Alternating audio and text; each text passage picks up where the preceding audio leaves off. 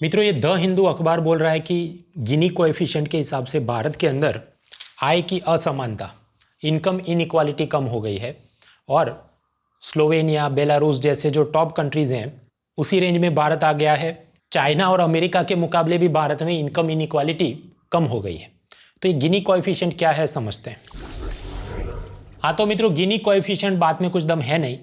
Batman और iron man, इन दोनों के बीच आय में असमानता, इनकम इनइक्वालिटी कितनी होगी? आप कहे कुछ नहीं, टोनी स्टार्क भी बिलियनर आदमी है और ये ब्रूस वेन भी बिलियनर आदमी है, तो इनकी तो इनकम लगभग एक समान हुई, तो इनइक्वालिटी कितनी है? 0।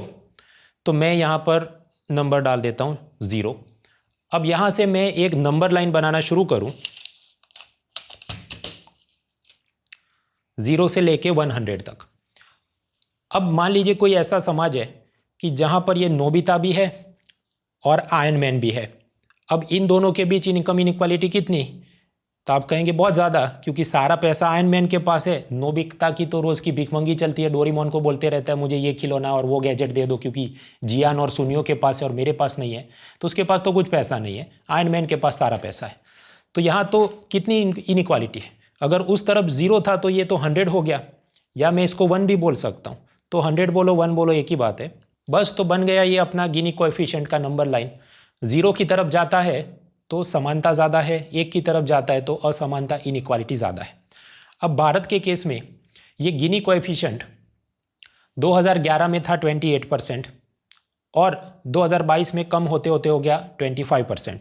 तो आप समझिए नंबर लाइन में इस तरफ जा रहा है, 0 की तरफ।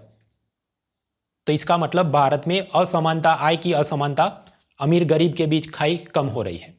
इनफैक्ट चीन के अंदर ये नंबर है 35, यूएसए के अंदर है ये नंबर 41। तो हम तो उनसे भी ज़्यादा इक्वल सोसाइटी बन रहे हैं। और वर्ल्ड बैंक ने पाया कि दुनिया के टॉप 4-5 देश जो हैं, स्लोवेक रिपब्लिक, स्लोवेनिया, बेलारूस, उसके बाद चौथे नंबर पर भारत आता है। इतना हमारा तो सोसाइटी सब इक्वल हो गया। अब कुछ लोग कहेंगे हमको ये कबूल नहीं है, तो मुझे उनको वही वापस सवाल पूछना पड़ेगा कि भाई ग्लोबल रिपोर्ट के हिसाब से एसबीआई वर्ल्ड का नंबर 1 बेस्ट कंज्यूमर बैंक है, डोनाल्ड ट्रंप के हिसाब से भारत की इकोनॉमी पूरी डेड है, से लेके सारी बातें, तो या तो सब सही है या तो सब गलत है। खैर, आगे इसकी और भी थियरी समझते हैं। Let us continue. Alright friends, तो आज का मुद्दा है एक तो ये गिनी कोएफिशिएंट क्या, वर्ल्ड बैंक के इस डेटा के साथ मैं क्यों डिसएग्री करता हूँ, लॉरेंस कर्व क्या होता है। लास्टली हम यूपीएससी के कुछ प्रीवियस ईयर क्वेश्चन सॉल्व करेंगे, टाइम स्टैम्प के हिसाब से देख लेना। तो ये इटालियन स्टैटिस्टिशियन था कोराडो जिनी, उसने दिया जिनी कोएफिशिएंट या गिनी कोएफिशिएंट, जो भी इसका प्रोनाउंसिएशन है। एक नंबर लाइन के अंदर एक तरफ होता है 0 और सामने मैक्सिमम होता है 100। कुछ किताबों में 1 भी लिखा होता है, एक ही बात है। क्योंकि आप समझो, अगर हम कहें 100% तो वो क्या होगा, 100 डिवाइड बाय 100, तो वो जवाब क्या आएगा, 1। तो एक ही बात है। तो अगर किसी समाज में एकदम समानता हो, अमीर गरीब सबके पास एक समान मात्रा में रुपया हो, तो हम कहेंगे उसमें कुछ इनइक्वालिटी नहीं है, टोटल इक्वालिटी है, तो जवाब आएगा 0। उसके मुकाबले कोई ऐसा देश या समाज हो कि जहाँ पर बहुत असमानता हो, गरीब के पास 0 रुपया, अमीर के पास सारी संपत्ति, तो वहाँ जवाब आ जाएगा कि 100% इनइक्वालिटी, असमानता है। अब ऐसा जो रैंक निकाला गया, तो भारत का मार्क्स या स्कोर आया 25, चीन का 35, यूएसए का 41, और ये वर्ल्ड बैंक का डेटा है।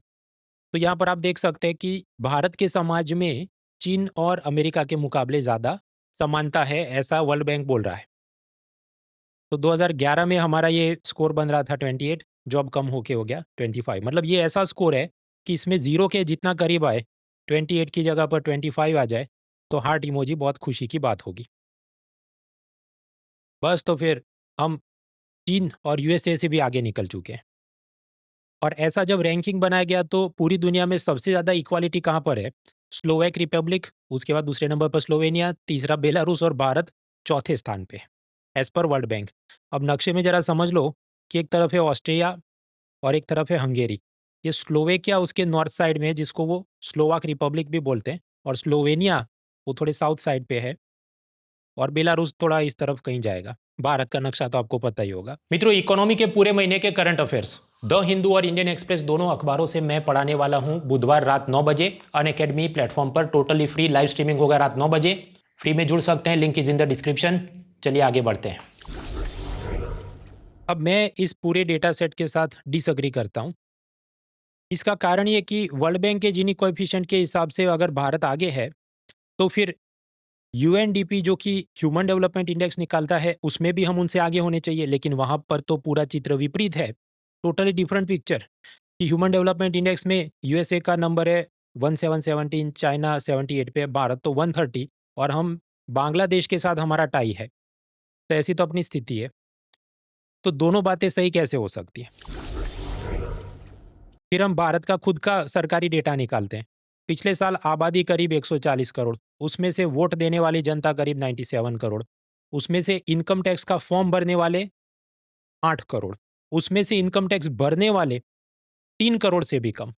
ऐसा क्यों? क्योंकि आप समझिए नए बजट में ऐसा है कि 12 लाख तक आपको कोई इनकम टैक्स नहीं भरना। इससे पहले जो बजट था उसमें ऐसा था 7 लाख रुपए तक आप कमाते हैं तो कोई भी इनकम टैक्स नहीं भरना था।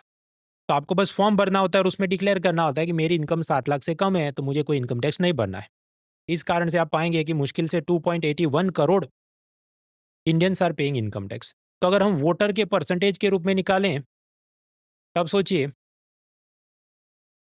करीब 2.81 करोड़ हमारे इनकम टैक्स भरने वाले लोग और सामने वोट देने वाले कितने 97 टाइम्स करो 100। तो ये जवाब तो 3 से भी कम आएगा। तो भारत में मुश्किल से 30% से भी कम लोग इनकम टैक्स भरते हैं। इसके मुकाबले चीन और यूएसए में तो बहुत ज़्यादा लोग इनकम टैक्स भरते हैं। तो वो ज़्यादा खुशहाल सोसाइटी होगी कि नहीं? तीसरा, एक वर्ल्ड इकोनॉमिक फोरम है WEF जो मशहूर है अपने ग्लोबल जेंडर गैप रिपोर्ट के लिए, तो उसमें भी भारत का स्थान आप देखिए बहुत पीछे रहता है।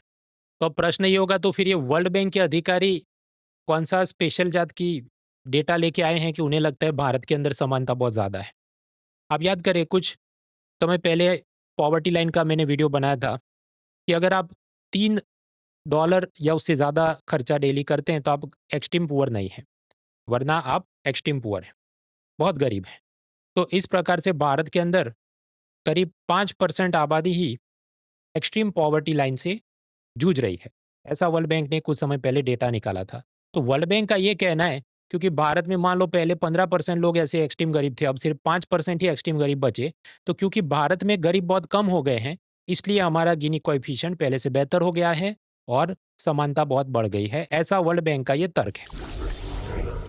और ये करते-करते हम पूरी दुनिया में चौथी सबसे ज़्यादा इक्वल सोसाइटी बन चुके हैं। खैर, तीसरा मुद्दा है लॉरेंस कर्व और उसके बाद यूपीएससी के कुछ प्रीवियस क्वेश्चन सॉल्व करते हैं। लॉरेंस कर्व में ऐसा है कि आप एक्स एक्सिस पे आप बनाइए कि कुल कितने लोग हैं और उसको आपने अरेंज करना है गरीब से लेके अमीर तक, ऐसे बढ़ते क्रम में अरेंज करना है। और फिर वाई एक्सिस पे आपने बनाना है कि भारत देश की जितनी संपत्ति है उसका कितना परसेंटेज इन लोगों के हाथ में है, share of the cumulative income. अब अगर सबके हाथ में एक समान मात्रा में पैसा है तो इक्वालिटी 100% है। तो इस केस में ये जो लाइन जाएगी ये ऐसी 45 डिग्री एंगल पे जाएगी, जिसे हम कहते हैं लाइन ऑफ इक्वालिटी। अब स्वाभाविक है असल ज़िंदगी में इतनी तो समानता होगी नहीं, कुछ-कुछ असमानता होगी। तो सिचुएशन ऐसी होगी कि ये 45 डिग्री का नहीं बनेगा, ये उससे थोड़ा कर्व वाला सिचुएशन बनेगा। तो ये जितना कर्व बनता है, ये जो मैं यहाँ मार्क कर रहा हूँ, ये जो मैं यहाँ पर्पल कलर की लाइन से मार्क कर रहा हूँ, वो वाला कर्व बनेगा, उसे हम कहते हैं लॉरेंस कर्व। अब ये लॉरेंस कर्व से भी हमें असमानता पता चलती है। वो ऐसे कि अगर कोई समाज में असमानता कम है, तो ये कर्व काफ़ी 45 डिग्री लाइन के करीब होगा। जैसा आप यहाँ पर देख रहे हैं, ये लाइन के बहुत करीब है, बस इतना सा ही गैप है। तो सपोज़ अमेरिका में ब्लैक और व्हाइट के बीच बहुत कम असमानता हो, तो ऐसा कर्व बनेगा। उसके मुकाबले अगर हम साउथ अफ्रीका में जाएँ, तो क्योंकि वहाँ पर अपार्थेड यानी रंग-भेद की नीति थी, तो जो अश्वेत हैं उसके मुकाबले गोरों के पास बहुत ज़्यादा पैसा और संपत्ति होगी। तो हो सकता है वहाँ पर ये लॉरेंस कर्व 45 डिग्री लाइन से बहुत दूर हो, तो ऐसा बहुत बड़ा गैप बन जाए, तो उससे हमें पता चलती है कि हाँ, वहाँ पर असमानता ज़्यादा होनी चाहिए। बस अब आखिर में यूपीएससी के कुछ प्रीवियस क्वेश्चन सॉल्व करते हैं। 2007 प्रीलिम्स में पूछा गया ये सवाल, आप देखिए वीडियो पॉज़ करके। 3, 2, 1। हाँ, तो मित्रों रेपो रेट बराबर है ना, वो आरबीआई उस की मदद से बैंकों को लोन देती है, सामने गवर्नमेंट सिक्योरिटी गिरवी रखाती है। अभी कुछ लोग वकील बन जाएँगे। कि देखो यहाँ पर गवर्नमेंट सिक्योरिटी नहीं लिखा है इसलिए ये गलत हो जाएगा, तो आप समझो ये इधर जनरल सेंस में पूछ रहा है, वकील की सेंस में नहीं पूछ रहा है। इकोनॉमी के सवाल आप सॉल्व करते हैं तो जनरल सेंस में पढ़िए, पॉलिटी के सवाल सॉल्व कर रहे हैं तब आप वकील बनिए, वरना आपके जवाब गलत हो जाएंगे। तो पहला तो वाक्य करेक्ट है कि repo rate is the rate at which other banks borrow from RBI. कुछ और वकील बनेंगे नहीं, इसमें बैंक नहीं क्लाइंट लिखना चाहिए, क्योंकि जो नॉन बैंकिंग फाइनेंशियल कंपनियां भी इसमें बोरो कर सकती है। अगेन भाई वो आप बाल की खाल खींच रहे हैं, पेडांट्री कर रहे हैं। तो first statement is correct. Second वाला रॉन्ग है। रॉन्ग इसलिए है क्योंकि वो ऐसा बोलता है कि जो एक की वैल्यू है उसका मतलब समानता है, ऐसा नहीं है। जीरो नंबर आए तब इक्वल माना जाता है। So second statement is wrong. तो उस हिसाब से आप जवाब बना लेना।